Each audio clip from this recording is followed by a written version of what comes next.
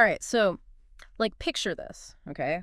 You're just walking down the street, maybe humming a little tune or whatever. Yeah. And bam! Yeah.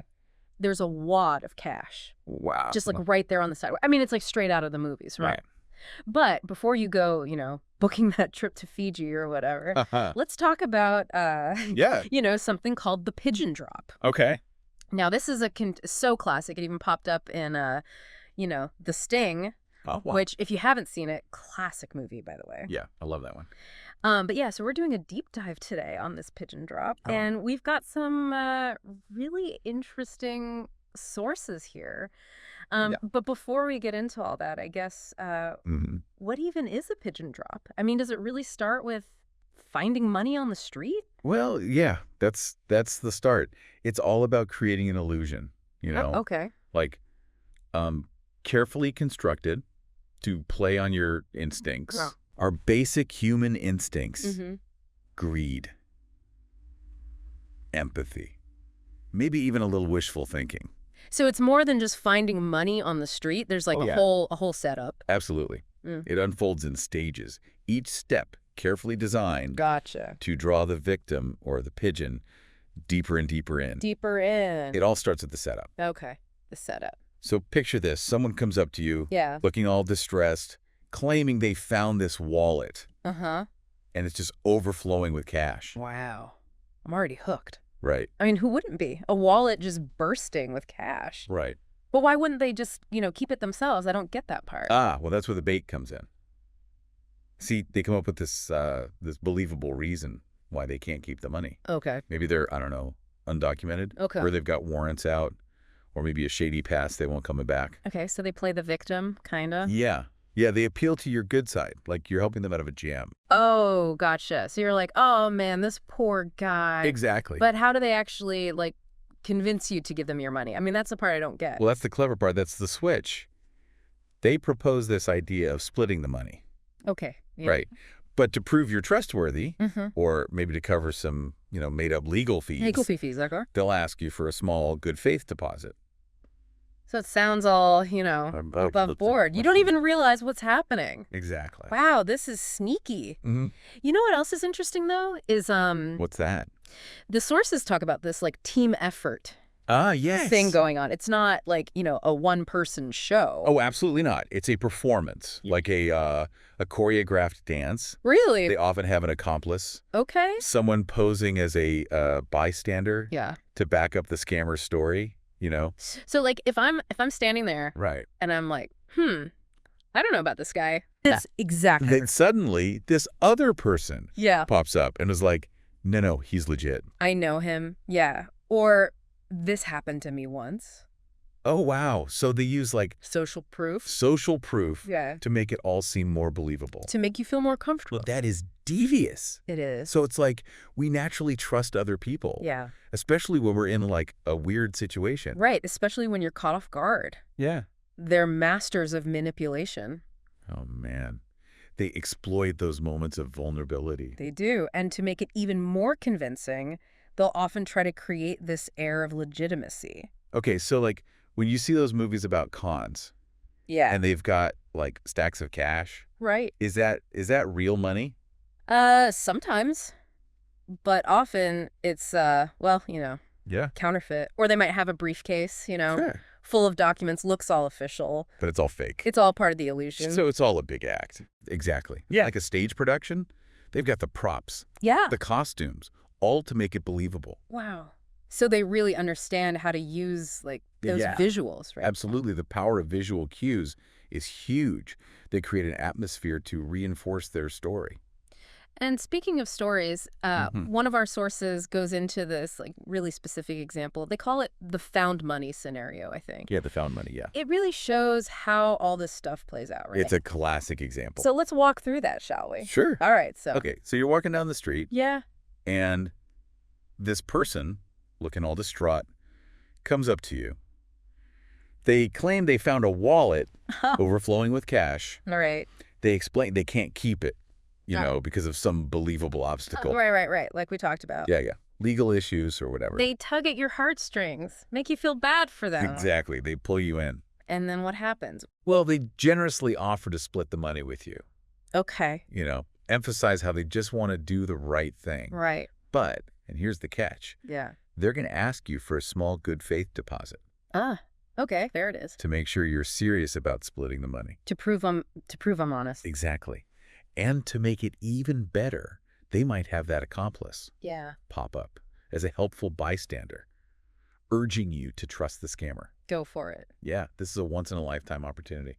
Man, so that bystander thing is just super sneaky. It is. Because it plays on, like, I don't know, our instinct. Our need to conform, to trust others. Yeah. Especially in new situations. And when we're excited. When our guard is down. So I'm guessing the story doesn't just end there, though, right? You're right, it doesn't. No, once you hand over that good faith deposit, they're gone. Wow. Vanished. Poof. And you're left with? Nothing. Yeah. Well, a lesson learned. Maybe. Yeah. A harsh lesson. Man, it's crazy how they, like, play on our psychology, right? Oh, absolutely. Human nature is predictable, in a way. That's true. But, our sources also talk about other versions of the pigeon drop. Oh, yeah. Yeah, like the lottery ticket scenario. Ah, yes. A classic. That one, I don't know, it just sounds extra sneaky to me. It's a good one. You. Imagine someone comes up to you claiming they have this winning lottery ticket. Mm-hmm. But there's a twist. They can't claim the prize themselves. Why not? Oh, they'll have a reason. Maybe they're undocumented. Okay. Or they owe back taxes or something. So they're, like, dangling this winning ticket in front of you. Yeah, it's a huge temptation. But obviously there's got to be a catch. Of course. They offer to sell you the ticket at a discount, naturally. A discount, huh? Makes it seem like an even better deal. And I bet they even show you the ticket, right? Oh, they might. Could be real, Yeah. but with the numbers doctored. Oh, wow. Or completely fake. So you buy it thinking you're going to be rich, and then bam, it's worthless. You got it. Left with nothing but a fake ticket and an empty wallet. Ouch. Our sources also mention this investment opportunity scam. Ah, yes. Yeah. Very relevant these days. Yeah, especially with, everything going on in the economy. People are looking for ways to get ahead. Exactly. So how does this one work? Well, the scammer, they might pose as, like, a financial advisor or a successful business person. Okay. They come to you with this, amazing opportunity, a sure thing, practically. Promise huge returns, minimal risk. Yeah. The dream. Yeah, financial freedom. Exactly.